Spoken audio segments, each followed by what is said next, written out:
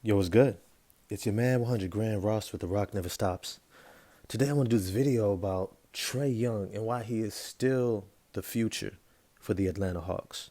If you enjoyed the video, smash the like button for me, hit subscribe and the bell for notifications. Look, I want to do this video because there's been a lot of maligning of Tre Young and his stardom in the NBA throughout this season. And I think a lot of it is due to the culture where we need to be stimulated seemingly by somebody. They need to do something new for us. They need to do something that we haven't seen. They need to somehow excite us with some new kind of rendition of themselves in order for us to stay excited about them, to really continue to talk about them in a positive light. And unfortunately, that means that guys who are just consistently really, really, really good oftentimes get overlooked, and their impact and their talent becomes diminished and it begins to fade, much like somebody's old TV show, right? It's like if you're not going up to the next level, we kind of forget the level you're already at. And this applies more than anything to Tre Young. Tre Young came into the NBA as a star. It took us a while to validate it. He had to validate it.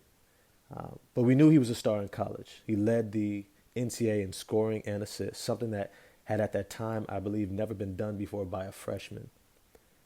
He showed that he was not only clutch, but he was a daring, exciting shooter, scorer with a high basketball IQ, an amazing knack for playmaking, footwork, change of pace, ball handling skills, floor vision, an amazing floor general, showed the ability to lead a team and the like. And by the end of his rookie year, he was a co-rookie of the year, I believe, with Luka Doncic, right?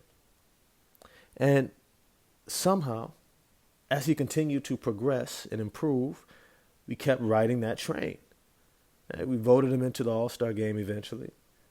And we continued to see him as an All-Star until he failed to meet our expectations to continue to improve.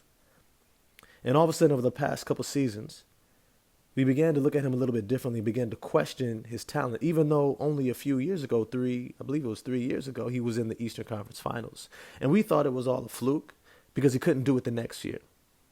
And he couldn't do it this year. And despite acquiring DeJounte Murray and them saying they were going, when I say them, Tre Young and DeJounte Murray, saying that they were ecstatic to play with one another. And they believed that they could make it work. And they did make it work. Maybe not to the expectations of all of us. And this is where I want to kind of like really sink my teeth in. Just because somebody has not met our expectations does not diminish how talented and capable they are. And we saw that against the Boston Celtics, a team that was replete with defensive-minded, two-way, physical, bigger, more athletic guards. Tre Young still had a spectacular series. He even was able to put his team on his back when DeJounte Murray was out for a game and won them an elimination game and kept them in the series in the first round. You see, one of the things that we forget is just how talented he is. There is a handful of guards who can claim his level of ball handling, who can potentially claim his level of floor generalship, to manage a game, to control the pace of the game, his ability to read the defense, to create shots for others, to play make consistently, facilitating to his teammates. There are very few guards who combine all of his skills. And even though he is continuing to lack on the defensive end, he did give a whole lot more energy and effort in this playoff series. But just because he did not meet our expectations for improving in that area, and he continued to struggle in that area, does not diminish just how talented he is.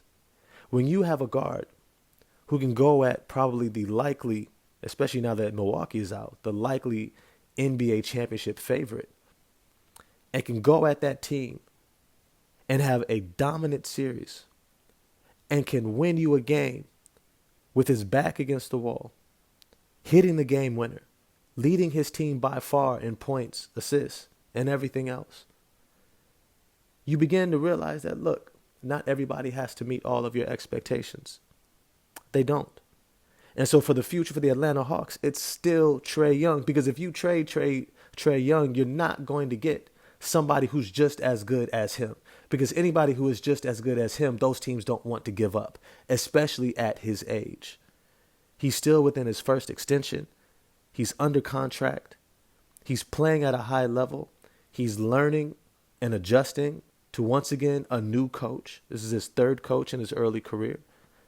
All right. And he believes in this new coach. And it seems like Quinn Snyder, the new coach for the Atlanta Hawks, also believes in him. And most importantly, after this series, it looks like his team does too. But as always, I want to know what you all think. Holler me in the comment section. Let me know, do you think Tre Young is done in Atlanta for the Hawks? Do you think he stays? I kind of think he does. I'm going to holler at y'all next time. Peace.